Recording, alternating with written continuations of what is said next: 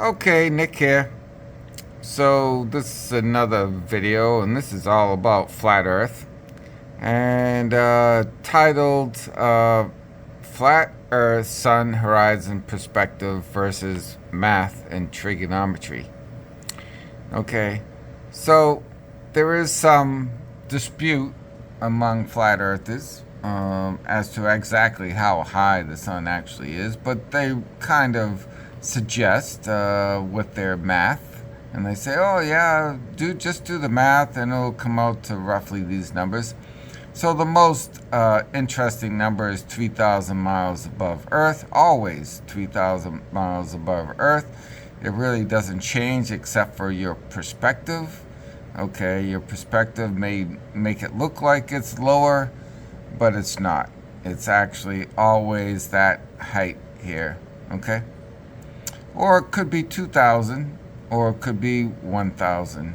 Okay, so but I'm representing each one possible heights here. Okay, at 89 degrees, right? You're the observer here, so it's right over your head at 90 degrees, and there's the sun. It should be exactly, or let's just say for this video, it's exactly 3,000 miles above your head. Now, if you're at sea level, looking out across the ocean or whatever, the sun when it's at the horizon appears to be at eye level. If it's at eye level, then it needs to be one degree at eye level. Okay, and I represent it as sun D. Okay. Now, if you plug in this number, say 3,000, okay, it'll already have the 90-degree angle, and then you plug in that one degree, okay, you get this number. See A for the 3,000 height, okay, at 171,896 miles to the sun at the horizon. So you're the observer, and the sun, when you can see it, if it's 3,000 miles high all the time, even though it looks like it's at ground level, at 1 degree, it would be a ground distance from you, or sea level distance from you, is 171,896 miles away from you. Now, let's look at what we know about the Earth. We know that the equatorial distance around the equator, because people have sailed around, it's very easy to do, no one can dispute this, is roughly 24,901 miles, 25,000 miles roughly. Okay, but the equatorial diameter, that would make that 7,926 miles. So there's you, the observer. There's the sun you're standing on the equator. This is the farthest way when the sun is over the equator. This is the farthest the sun can be away from you on the other side of the Earth, which you're looking at. Okay, that would be at the horizon, I think. But that would be 7,926,000 miles. How does that work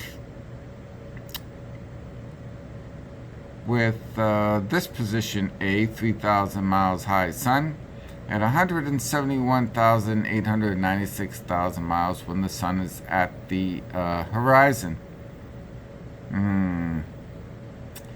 Don't know about that, especially since you can only see so far, according to the flat earthers, and the sun does not light up both sides of the Earth at the same time.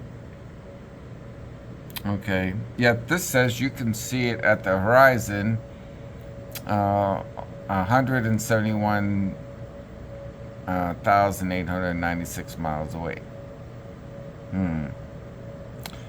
So half of that is roughly 4,000, less than 4,000 miles. Don't know how you can equate that. So they say, well, you got to drop it. It's got to be lower then. So, well, let's just try 2,000 miles. All right, 2,000 miles would make you 114,597 miles away, which still doesn't even come close. Come on, make this work, Nick. Make it work. It has to work. Lower the sun. All right. Well, we'll lower the sun to 1,000 miles. At 1,000 miles, then it would be 51,289,000 miles. It's not working. Wow, it's 5 times the distance or more, or whatever. 5, Okay, so it's got to be lower. So if the sun was only 500 miles high, that would be 28,644 miles away to the sun at the horizon. Still not quite where we need to be. Let's make it work. Let's make the numbers work. How about 100 miles high? 5,728 miles. And that would put the sun at the horizon somewhere on the other side of the North Pole would be here, somewhere on the other side of the Earth. And you could see it on the other side of the Earth here. Then we'd put it over here. So once again, we're trying to get the sun. You can't see the sun at the horizon where you stop seeing the sun. It has to be somewhere from here to there. Okay, so let's try 50 miles high. Now that seems like a better number, right? 2,800 miles away when you see it at the horizon. So that does seem to be a better number. But really, the sun is traveling around this way, so you actually be looking that way. All right. So that kind of makes sense. But let's see.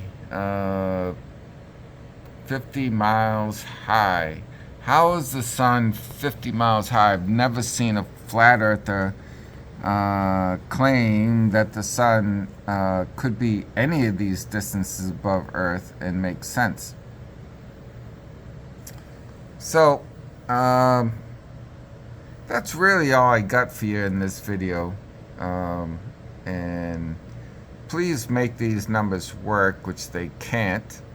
And the error is off the charts. Not so for globe Earth, because globe Earth works. All the numbers work for the globe Earth. I can't, for the life of me, make these numbers work because there's just no way that the sun is only barely 50 miles high to even come close to placing the horizon where it should be. Because we know that if you measured it where the sun does disappear, it's roughly 3 miles or 4 miles if you're standing at the edge of the ocean. So how does that work? Please make it make sense. Thanks. Have a good day. Bye.